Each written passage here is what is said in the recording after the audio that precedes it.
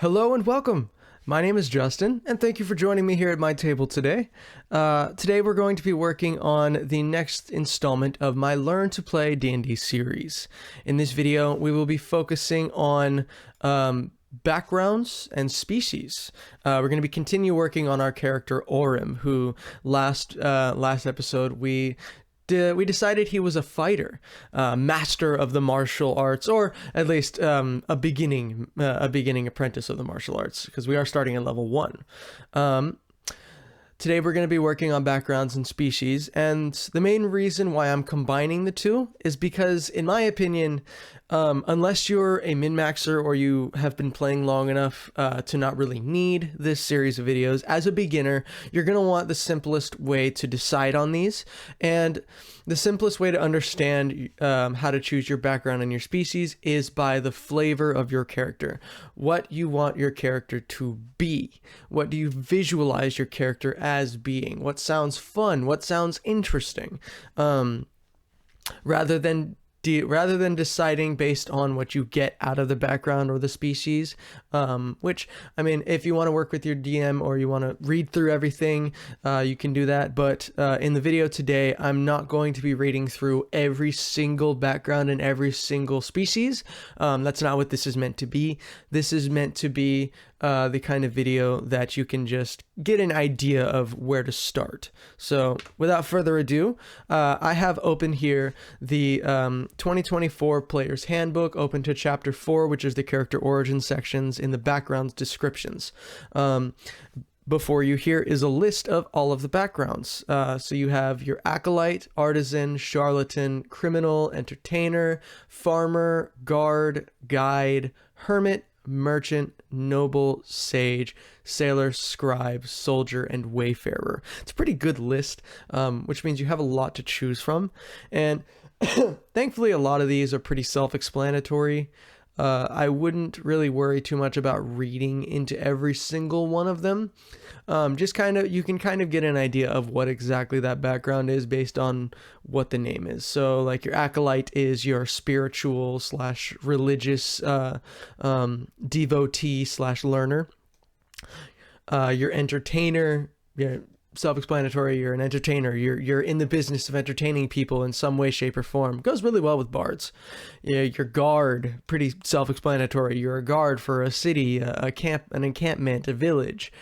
Your merchant, you spent your time prior to adventuring as a merchant, a salesman. And each of these can be decided on basically just by looking at it, or if you have a specific idea of what got you into being an adventurer, then maybe that can help fuel your decision. So, such as the merchant goes really well with the idea that you were swindled, maybe, and that's what turned you to the route of vengeance. You could be a paladin who's going for the oath of vengeance, and you were a merchant before this, who just so happened to worship a god, but went deeper into your faith, looking for revenge after you were swindled out of hundreds and hundreds of gold pieces by the big bad. Something like that. In this case, I'm going to be going with the noble. I really like the idea of being the predecessor to a noble family who rose to power, through their physical efforts and their strength and fighting capabilities, winning match after match, fight after fight, earning their spot amongst the noblemen, the noble class, and earning their money, earning their prestige. That sounds fun to me. So when you choose your background, it does come with a few things. Excuse me.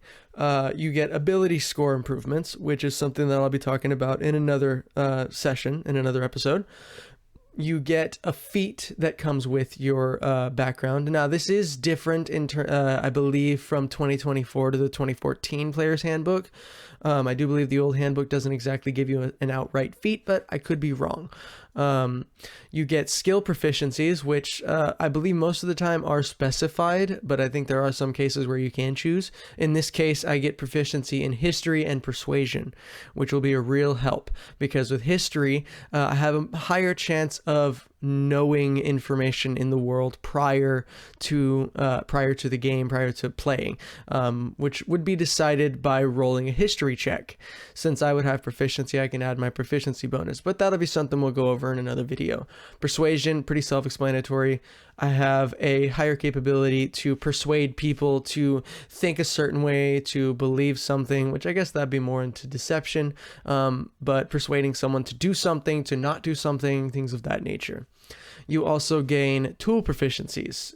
In this case, I can choose a kind of gaming set, which is identified right here, which you would find in Chapter 6. The gaming sets include things like dice, card sets, chess sets, bowls, things of that nature. So each background should have a different tool proficiency set that you can choose from. And then you also get to choose equipment based on the background you choose. So you get equipment from your class and you get equipment from your background, which is actually pretty cool. So I'm going to jump back over to our character Aurum here and choose the background Noble. Now, my gaming set that I want to go for is, I like the idea of it just being a dice set. This is D&D, constantly have dice with me. Maybe I have a slight gambling habit as this noble fighter, using my money in some slightly less reasonable and more nefarious ways, maybe. I get my skill and tool proficiencies that I get to choose from. I get to choose 3. So in this case, I'm going to be going with acrobatics, not alchemist supplies, to be a little bit more nimble and maneuverable around the battle map, and just in general. I'm going to go with vehicles over land. I like the idea of being a noble who had prior access as a youth to vehicles and being able to learn how to maybe drive a horse-drawn carriage.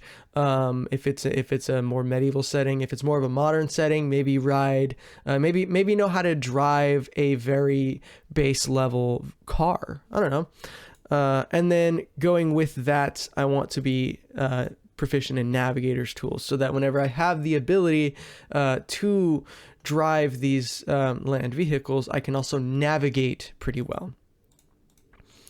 And finally, you get to choose your ability scores, as I said before, but I'm going to be going over that in another video.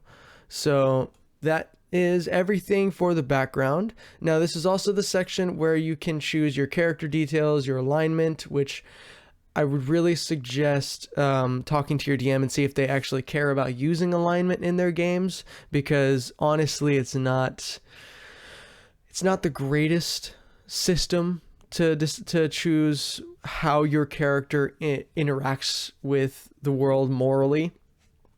It can help with creating NPCs, but a lot of times alignment doesn't necessarily sit in one specific spot, and it can shift depending on the situation for the character. So if you really, really want to choose one and you have to, then check out an alignment chart. There's plenty of them out there.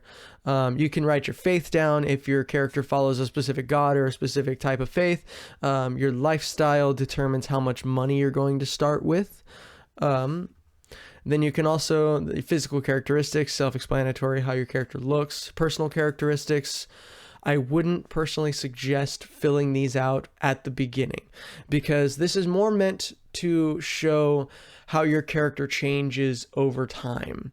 If you start out with some flaws, that's okay. If you start out with an ideal or two, that's okay. But I would suggest filling these in as you go through the game and as you learn and understand this character more. And then down here, notes. So your backstory can go here. Organizations, allies, enemies, things like that. That's the kind of thing you'll have to fill out as you play through the game. So without further ado, let's move on to species. Now, there is a pretty decent sized list of species that you can choose from. Here's the ones you can choose from the core rule books from the this is from the Dungeon Master's Guide, Monster Manual, Free Rules, and the Player's Handbook 2024. So these are all of the things that you can get with those base books.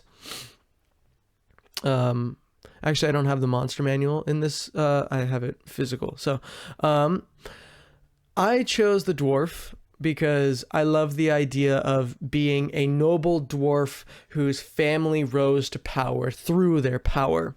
And I am doing my best to live up to that expectation, and I want to learn all of the martial capabilities that my parents and my grandparents used to rise to nobility and to rise to the status that we have now.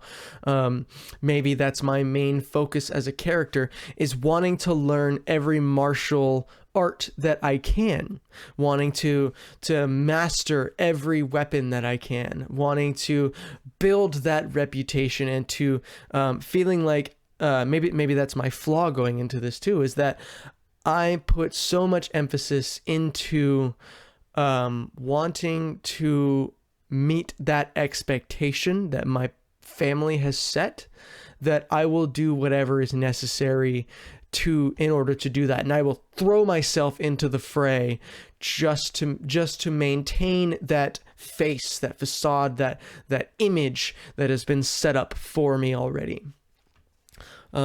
This is, of course, again, like I said before, this is all about flavor. So you'll want to read through these. So like if you want to be a really badass dragonborn character, who literally is able to spit fire, acid, ice, all that good stuff, then you go with a dragonborn. If you want to be a hulky, 8-foot tall monster of a human being, or not even human, monster of a being, go with Goliath. They have a high constitution. They're very, very stalwart, strong species to play. You have your tiefling, which has a lot of flavor capability. Tieflings are born from, I believe, devils. And so there's a lot of very interesting story that you can get out of that. You've got your orc. You can just play a basic human if you want to do that too. That's going to be your easiest species to choose. And the most relatable to a beginner player would be the human, of course. So again, this will be your own choice. Now I'm going to keep my species here. Now, when you read through the species that you choose, so this is a page out of the free rule book, the 2024 version of the free rule book, that gives you a description of what dwarves are and how they've lived. And then down here is all of your dwarvish traits. Each species you choose is going to have traits just like the backgrounds and just like your class that you chose. Everything comes with traits that you receive from it. However, the difference is with your species, it's just one and done. You don't add traits on as you go. So yeah, you have your dwarvish traits down here. You are a humanoid of medium size, typically 4 to 5 feet tall. Your speed is 30 feet, meaning that's your walking speed, how much you can move across your map in a single turn. The dwarf comes with dark vision with a range of up to 120 feet, which is really, really good. Dark vision allows you to see in nighttime or dark spaces in dim light, essentially. So it's not like you can just see like a cat or something like that. At night, you're able to see in a very dim light. Everything is kind of gray around you, but you can still see up to 120 feet in darkness, as long as it's not magical. Dwarven resilience. You have resistance to poison and advantage on saving throws against being poison. This is really, really handy because especially if you're going up against maybe a thieves guild type situation where they use a lot of poisons, you have probably the strongest constitution against them. You have your dwarven toughness. Your hit point maximum increases by 1, and it increases by 1 again whenever you gain a level. So your hit point max can increase up to a maximum of 20 from this dwarven toughness because you max out at level 20. And then you have your stone cunning. As a bonus action, you gain tremor sense, which allows you to essentially feel in the ground what's going on out to a range of 60 feet for 10 minutes.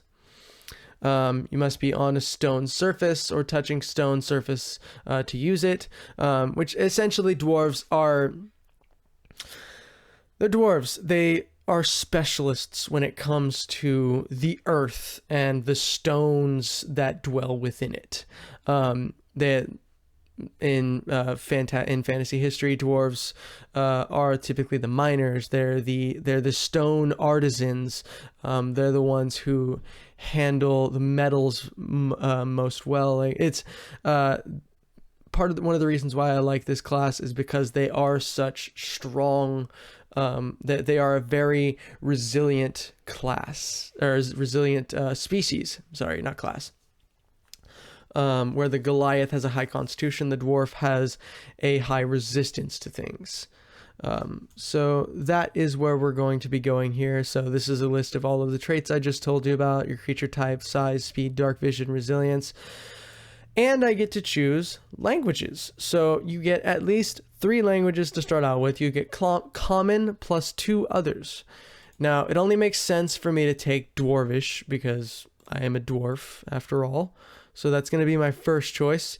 My second choice, typically you'll want to work with your DM to determine what makes the most sense in terms of the language that you're going to take. But I love the idea that for no other reason than the fact that it's cool, I'm going to take Draconic, because why not?